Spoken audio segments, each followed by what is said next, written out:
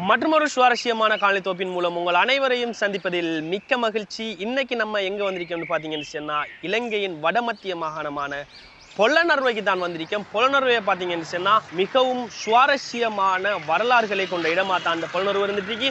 இந்த பொலனறுவை சுமார் 10ஆம் நூற்றாண்டு காலப்பகுதியில் இலங்கையை ஆட்சி செய்த ராஜராஜ சோழனின் தலைநகரமாக காணப்படுது. அது மட்டுமில்லாமல் அதனை தொடர்ந்து ஆட்சி செய்த சிங்கள மன்னர்களின் தலைநகரமாகவும் இந்த பொலனறுவை காணப்பட்டிருக்கு.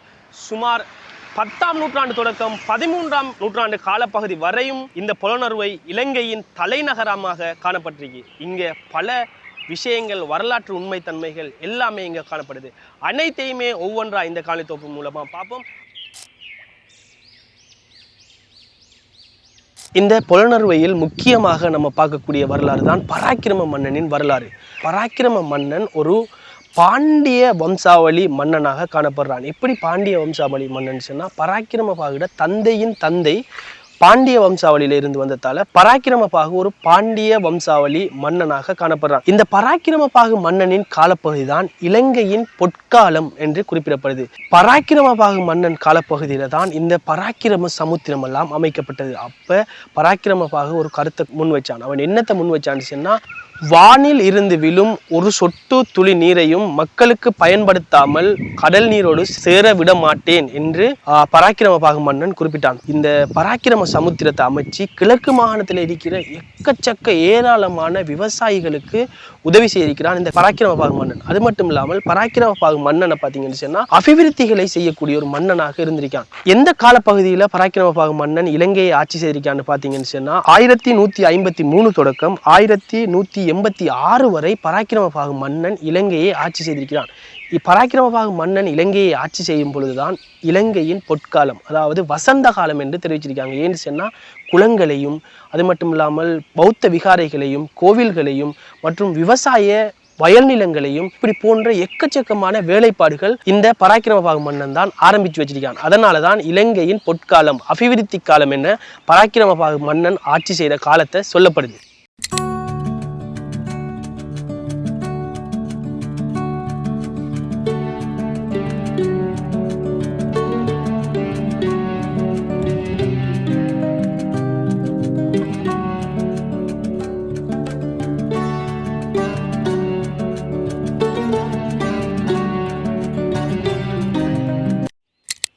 அடுத்ததான் நம்ம பார்க்க போகிற இடம் தான் கல்விகாரையில் இருக்கிற 4 புத்தர்களின் சிலை.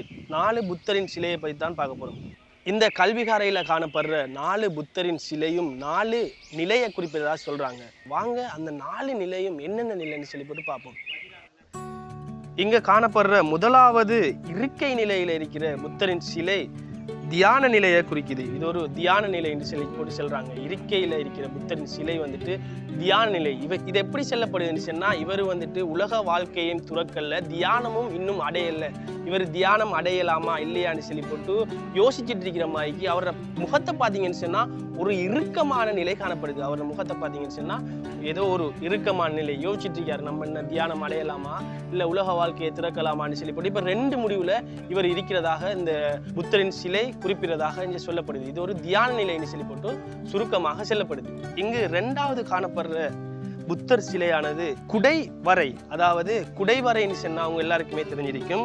வரைன்னு சொன்னா மலை, வரைன்னு சொன்னா மலை, மலையை குடைஞ்சி இருக்கிறதால இது குடை வரை சிலைன்னு சொல்லி போட்டு சொல்றாங்க. இந்த குடை வரை சிலையானது இதுலயும் வந்துட்டு பாத்தீங்கன்னு சொன்னா புத்தர் ஒரு அமர்ந்த நிலையில இருக்காரு. இதுல புத்தர் ஞானம் கொஞ்சம் பெற்றுட்டாரு, ஞானம் அடைஞ்சிட்டாரு சொல்ற மாதிரிக்கு இந்த புத்தர் சிலை இருக்கு. இங்க வந்துட்டு இது வந்துட்டு குடை வரை சிலையா காணப்படுது. 3வதா நம்ம பார்க்க போற சிலை நின்ற கோண சிலை.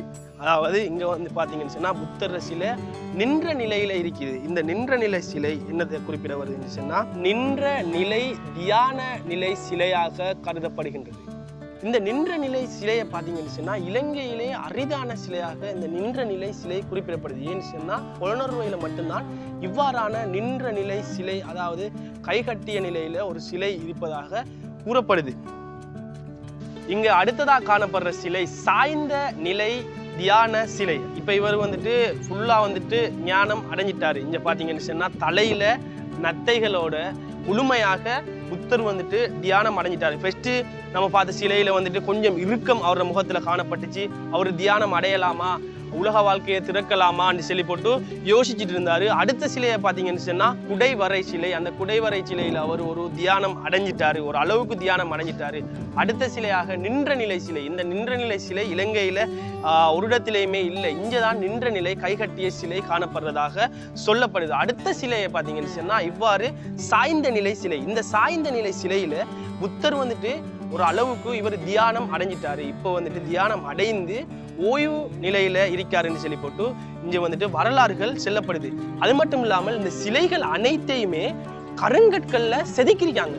உளிய கொண்டு அந்த காலகட்டத்துல பராக்கிரம காலகட்டத்துல உளிய கொண்டு இந்த சிலையை வந்துட்டு செதுக்கி மிக அழகாகவும் மிக பிரம்மாண்டமாகவும் இந்த சிலையை வந்துட்டு அன்னரமே வழிபட்டு வந்திருக்காங்க. புத்தரின் 4 நிலையை குறிக்கிற சிலை தான் இந்த சிலை. உங்களால பார்க்க கூடியமாக்கி இருக்கும். நிறைய பேர் இதை வழிபட்டு இருக்காங்க. நமக்கு பின்னாடி பிரம்மாண்டமான ஒரு விகாரை ஒன்று காணப்படுது. இந்த விகாரை தான் ரன்கொத்துவ விகாரை. இது நிசங்க மன்னனால் 12ஆம் நூற்றாண்டு காலப்பகுதியில கட்டப்பட்ட மாபெரும் விகாரை தான் இந்த ரன்கொத்துவ விகாரை. இந்த விகாரை நிசங்க மன்னனால் 12ஆம் நூற்றாண்டு காலப்பகுதியில கட்டப்பட்டிருக்கு. இந்த விகாரையை பார்த்தீங்கன்னு சொன்னா தற்காலத்திலும் ஒரு வழிபாட்டு தலமாக காணப்பட்டு கொண்டிருக்கு. அது மட்டும் இல்லாமல் இந்த விகாரையில் நிறைய சிறப்பம்சங்கள் காணப்படுது. சந்திரவட்டக்கல், புலனறுவையை சேர்ந்த சந்திரவட்டக்கல் காணப்படுது, வளர்ச்சி தூபிகள் காணப்படுது, சிலைகள் காணப்படுது, சிங்கள எழுத்து காணப்படுது. இப்படி நிசங்க மன்னனால் பல விஷயங்கள் இந்த விகாரைக்குள்ள அமைக்கப்பட்டிருக்கு. இப்படி நிறைய சிறப்பம்சமாக கொண்ட விகாரையா இந்த ரன்கொத்துவ விகாரை காணப்பட்டு கொண்டிருக்கு.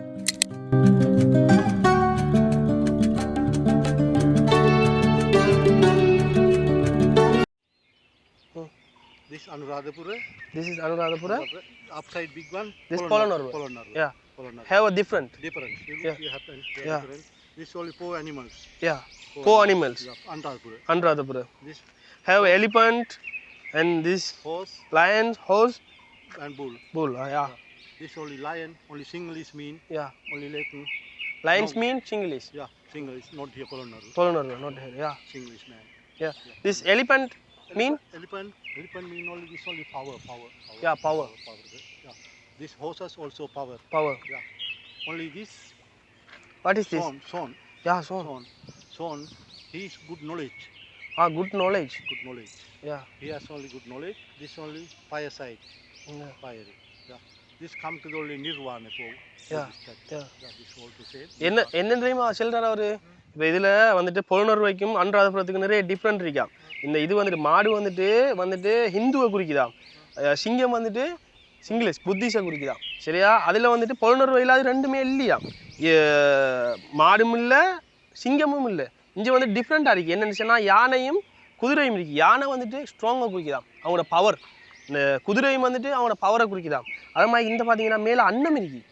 இந்த அன்னம் வந்துட்டு என்னத்தை குறிக்குன்னு சொன்னால் நாலேஜ், அவங்களோட அறிவை குறிக்குதான். இந்த இதில் பார்த்தீங்கன்னு சொன்னால் இதில் பார்த்தா நம்ம இப்போ பார்த்தோம்னு சொன்னால் விளங்கும். இதில் வந்துட்டு குதிரையும் இந்தாகி குதிரை, இந்தாகி யானை, இந்தாகி அன்னம். இந்த அன்னம் வந்துட்டு குறிக்குது என்னதை பார்த்தீங்கன்னு சொன்னால் அவங்களோட நாலேஜ், அறிவு. இது வந்துட்டு ஸ்ட்ராங், இது ரெண்டும் ஸ்ட்ராங்காக குறிக்குதான். இது வந்துட்டு புத்திஸை குறிக்குதாம். இது வந்துட்டு புத்திஸ் இருக்கிற புத்தா இருக்கிறது தான் நாம் இதான்.